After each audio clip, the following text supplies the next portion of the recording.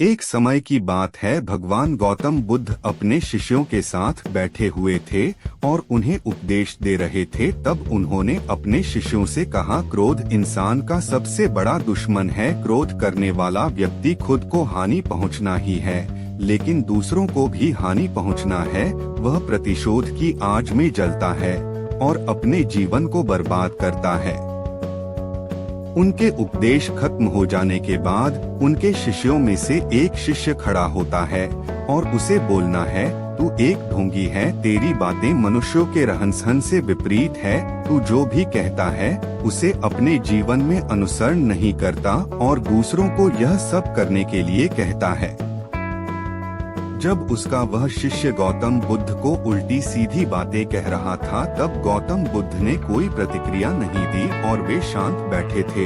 लेकिन ऐसे में वह व्यक्ति और भी ज्यादा गुस्सा हो गया और गुस्से में आकर उसने गौतम बुद्ध के मुंह पर थूक दिया। इसके बाद भी महात्मा गौतम बुद्ध को गुस्सा नहीं आया और वे शांत थे। उन्होंने अपने चेहरे से थूक को साफ किया और वह चुपचाप बैठ गए।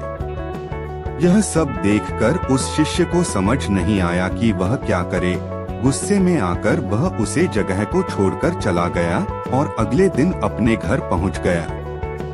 जैसे ही वह अपने घर पहुंचा, तब तक उसका दिमाग शांत हो चुका था। दिमाग के शांत होते ही उसे इस बात का एहसास हुआ कि उसने कितनी बड़ी गलती की है, उसे पाप हुआ है। वह खुद को मन ही मन कहने लगा, यह मैंने क्या कर दिया? मैंने महात्मा बुद्ध का अपमान किया है। ऐसा पाप मैं कैसे कर सकता हूँ? मैंने बहुत बड़ी गलती कर दी, मुझे जाकर उनसे माफी मांगनी होगी। यह कहकर वह तुरंत ही गौतम बुद्ध के पास चला गया, लेकिन गौतम बुद्ध उस स्थान पर नहीं थे। ऐसे में वह शिष्य उन्हें खोजना लगा। जैसे ही उसे महात्मा बुद्ध मिले तो वह उनके पैरों पर गिर गया और उनसे कहने लगा, मुझे माफ कर दीजिए, मुझसे बहुत बड़ी गलती हुई है। मैंने आपका अपमान किया है, मैंने यह बहुत बड़ा पाप किया है।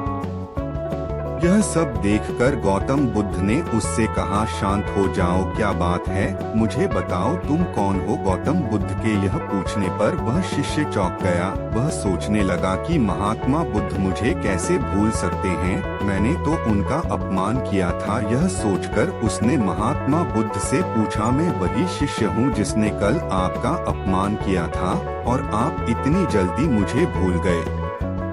महात्मा बुद्ध ने उस शिष्य से कहा, मैंने तो पहले ही वह स्थान छोड़ दिया है और तुम अभी तक वहीं खड़े हो। तुम्हें अपनी गलती का आभास हो गया है, तुम पश्चाताप कर चुके हो। अब तुम आज के दिन में जीने का निर्णय लो। यदि तुम बीते हुए कल की बातें याद करके परेशान रहोगे तो तुम्हारा वर्तमान और भविष्य दोनों बिगड़ेंगे।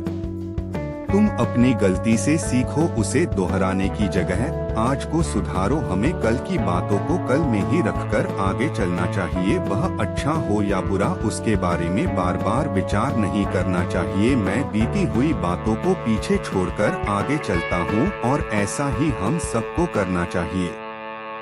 महात्मा बुद्ध की यह बातें सुनकर वह शिष्य और भी ज्यादा प्रभावित हुआ और उनसे बोला, मैं आज से आपकी हर बातों को माना करूंगा। उस व्यक्ति का बोझ उतर गया, वह बुद्ध के चरणों में गिर पड़ा और उसने अपना क्रोध छोड़ दिया और क्षमा का संकल्प लिया। बुद्ध ने उसके सर पर आशीर्वाद दिया। उस दिन से उस व्यक्ति में बदलाव आया और उसके जीवन में सत्य, प्रेम और करुणा की धारा बहाने लगी। इस कहानी से हमें यह सीख मिलती है कि क्रोध करना इंसान के लिए सबसे खतरनाक है। यह मनुष्य का सबसे बड़ा दुश्मन है जो उसे बर्बाद कर सकता है। इसीलिए मनुष्य को कभी भी क्रोध नहीं करना चाहिए। हमें यह भी सीख मिलती है कि बीती हुई बातों को हमें भूलकर आगे बढ़ना चाहिए। अगर कोई मनुष्य अपनी बीती हुई बातों पर ज्यादा ध्यान देता है तो उसका ध्यान पूरी तरह से भूतकाल में लगा होता है और वह इंसान कभी भी आगे बढ़ने की ओर विचार नहीं कर पाता। इसीलिए हमेशा पुरानी बातों को छोड़कर आगे बढ़ने की सोचे। हम सब जानते हैं कि क्रोध हमारे जीवन में विपरीत परिणाम ला सकता है, इसीलिए इसे संयमित रखना आवश्यक है। और इसी बात को ध्यान में रखते हुए गौतम बुद्ध ने हमें अपने उपदेशों के मध्य से एक महत्वपूर्ण संदेश दिया है। बुद्ध भगवान ने कहा है, क्रोध ऐसी आग है जिसमें क्रोध करने वाला दूसरों को जलाएगा तथा खुद भी जल जाएगा। यह बात हमें समझनी चाहिए कि क्रोध हमें नुकसान पहुंचाने के अलावा खुद को भी हानि पहुंच सकता है। जब हम क्रोध में होते हैं, हम निरंतर तनाव में रहते हैं, मन स्थिर होता है और हमारी निर्णय लेने की क्षमता प्रभावित हो जाती है। क्रोध हमारे रिश्तों को भी नुकसान पहुंचा सकता है। जब हम क्रोध में होते हैं तो हम गुस्से में अपने पास वाले लोगों से बदले की भावना रखते हैं और उनसे अन्यायपूर्ण व्यवहार कर सकते हैं। यह हमारे परिवार, मित्र और समाज में दूसरों के साथ अच्छे रिश्ते बिगाड़ सकता है। इसीलिए हमें क्रोध को संयमित रखना आवश्यक है।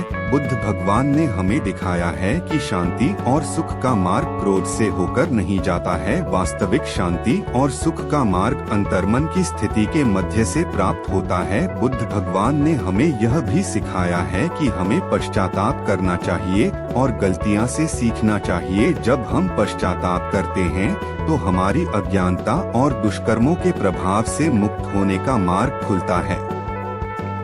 हमें आत्म संयम का विकास करना चाहिए और क्रोध को संयमित रखने के लिए ध्यान और मेधा का विकास करना चाहिए। मेरे प्यारे साथियों, क्रोध हमारे जीवन के विपरीत परिणाम ला सकता है।